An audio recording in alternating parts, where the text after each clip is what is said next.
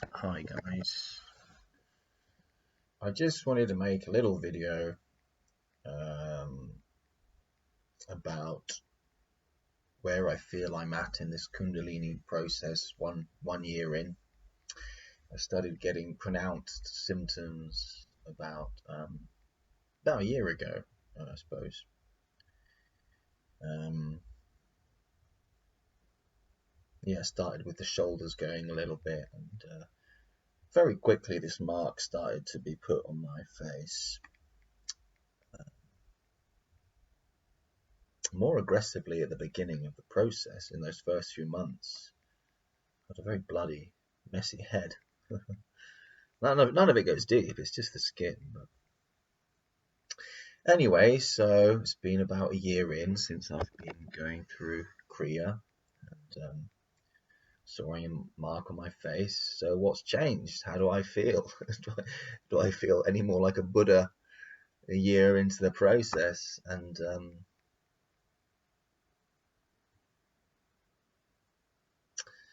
yeah, I mean, my perspective on Kundalini and non-duality, the title of my page, is very much the same. I can talk about Kundalini because it is so um, intense here. So I'm comfortable talking about that, but there hasn't been any non-dual awareness. I don't even know what consciousness is. I really don't. It's weird coming from a guy that looks like this. You'd figured if anyone knew, I should know, right? But I don't. I don't. So nothing's been seen a year on. There have been no major aha moments other than what already happened a year ago. This sense of self that was, I picture it in front of my face, in my head somewhere, seemed to go away, and that hasn't come back. And everything's been just pretty chill and flowy since then, and that's how I like it, chill and flowy. Um, But no, that's the best way that I could describe it. And obviously throughout the course of that year, I've had throat chakra openings and heart opening, and so just those two. And my head, I've had openings in my head, but not the full blown. There's nothing that's been like mad energetic in the head yet, but it does feel like a kind of expansion a little bit from time to time. And some third eye visuals, some activity, mainly the body. And this is what's still happening if I relax. So a year on, this is all still going on. And if I do that, it'll just start. Knows exactly what to do. You can just watch it go along the meridian lines. So some sort of intelligence knows what it's doing.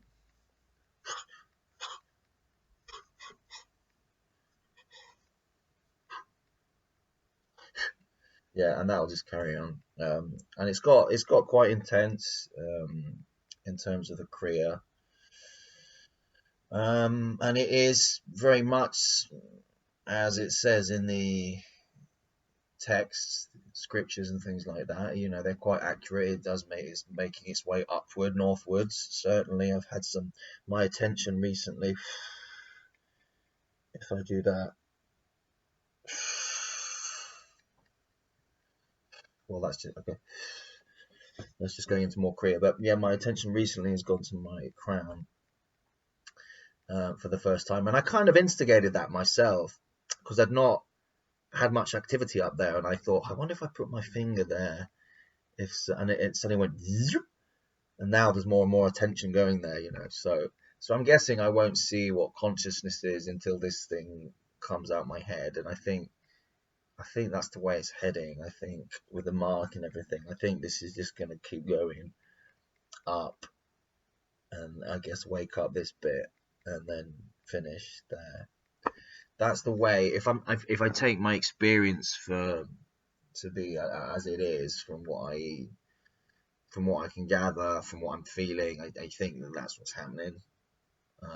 And that is what they say, you know, the energy leads into the crown, and then that's the awakening, you know. So that seems to be what's happening. Um, Well, I don't know. I don't know.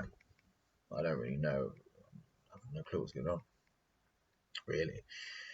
But I do feel chill, and the body feels chill. I feel very grounded, um, and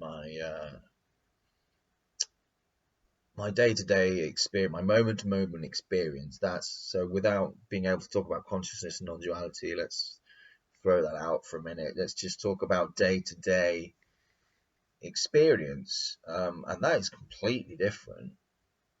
Completely different. And it's just that sense of chilled out spontaneity, kind of like was before. Every time I said something, and I didn't realize to what degree this was happening, I don't think, but I'd be cross-checking. I was so I'd be cross-checking everything I said and wondering what the other person was thinking about it and how did they take that and what does that mean about me and what kind of person am I. And then you go and have another conversation, and every single word that comes out of your mouth is tainted with sort of apprehension, and this stifled way of being, because you have to be right in everyone else's eyes, you have to be good in everyone else's eyes, you have to be okay at least in everyone else's eyes. So you're trying to find the thing to be that it will make you, um, happy or chilled or content or able to fit in or whatever you're trying to achieve there. So for me, that was all very intense, even, yeah, anyway. And so that goes. I work a lot with teenagers, not a lot, but sometimes in the context of drama, and I forget how shy you are at that age. And when you're a teenager, you've been a kid for a few years, and that's beautiful. And then the sense of self starts to creep in, and that kind of throws a bit of a spanner in the works. But you're still a kid, and everything's exciting and it's free, And then you're a teenager, and you've got responsibilities, and your body's changing, and I hated all that. I hated it, and working with these teenagers now, the self-consciousness that you see in them, God, it's agonizing to look at. I don't even remember. I mean, I do remember it, but you forget until you interact with teenagers, and you're like, oh, you are just one big bubble of self-consciousness. So that's what goes. And so that means that everything that comes out of my mouth now is just not being cross-checked. There's no need to cross-check what's happening to see if it's good or bad, to put it in a category, or just. And it's not because I don't want to do that. It's just that I can't do it anymore. So it's like a function of the brain has just disappeared somehow. I just can't. The I give a fuck function has just stopped. It's faulty. Maybe I've just done too many drugs. I don't know. But it is just that kind of just whatever's coming out is coming out, and you're talking to a mate, and I can't even remember sometimes what I've just said. It doesn't really matter. And it's like, was before it was a real, I said this, and I said, you're really keeping track of what's happening. This is all terribly important, And now there's just this kind of, I think it comes with a sense of no agency. There's this kind of chilled outness in the body because something in the organism has realized that there's no controller, and this is all kind of happening automatically. And so the body just, with following that realization, which is a bodily realization, kind of, is just this kind of and then body getting rid of tension in the back and everywhere. There's so much tension, and it's just coming undone little by little. It's a bit more every day, and that's great. But yeah, there's a fluidity to everything, and there's sort of even though I don't understand non-duality, there's a resonance for sure, and an intuitive thing, because on some level it's been seen that there's no self here, and so I have a conversation with a kid, or I work with kids a lot, or with, this, it just feels very different. So I don't know if I've completely gone, but certainly there's less here. There's less of a thing here. That's what it feels like. It felt like there was a big thing here, and now that I don't know, I'm not confident to say there's no self, but there's certainly less. um, yeah.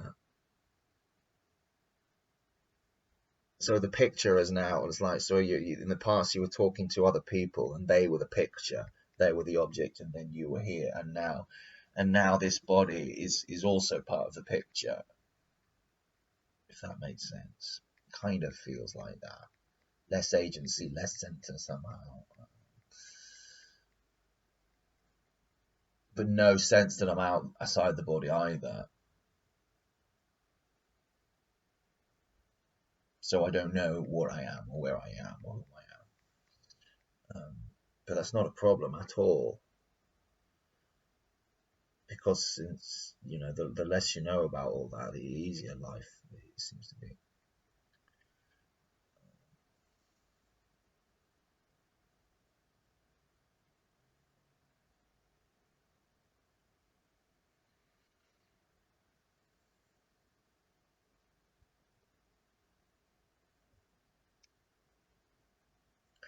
Well, back to the Kriya, I think.